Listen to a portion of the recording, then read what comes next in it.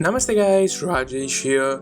So Xiaomi recently launched their first handset that takes advantage of the Indian government's Make in India initiative, the Redmi 2 Prime. This makes the handset among the very few smartphones available in the market right now that is locally manufactured in India. As for the Prime moniker, it denotes that the handset comes with 2 GB of RAM and 16 GB of storage space, twice the amount of what is found on the original Redmi 2. So how good is the Redmi 2 Prime? Is it worthy of its Prime moniker? Let's find out in our review of the handset. The build quality of the Redmi 2 Prime is pretty decent considering its price point. The back of the handset has a removable plastic bag with a matte finish to it. While it does not attract any dust or oil, it is quite slippery. Prying open the flimsy back cover will give you access to the removable 2200 mAh battery that comes in Xiaomi's trademark bright orange color, the two micro SIM card slots and a micro SD card slot. On the front, the Prime looks like any other device from Xiaomi. The all-black front houses a 4.7-inch IPS display with red capacitive navigation keys just below it. Keys do not feature any kind of backlight, so you're likely going to struggle to press them in a dark environment. The 4.7-inch display on the Redmi 2 features a 720p resolution and has decent brightness level. Surprisingly, the sunlight eligibility and viewing angles are also pretty good, though there is some slight yellowish tinge when looking at the display from extreme angles. The display on the Prime does not excel in any particular department, but instead it performs decently in all major categories, which is what ultimately matters.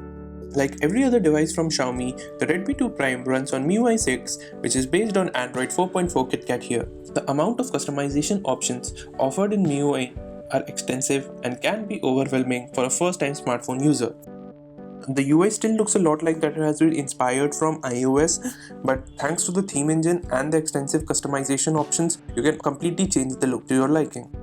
My major grip with the Redmi 2 Prime's software is that it still runs on KitKat, a version of Android that was released nearly 2 years ago. It does not matter if MIUI offers an experience that is vastly different from that of Android, there is just no excuse for Xiaomi now to ship a device that is still running KitKat.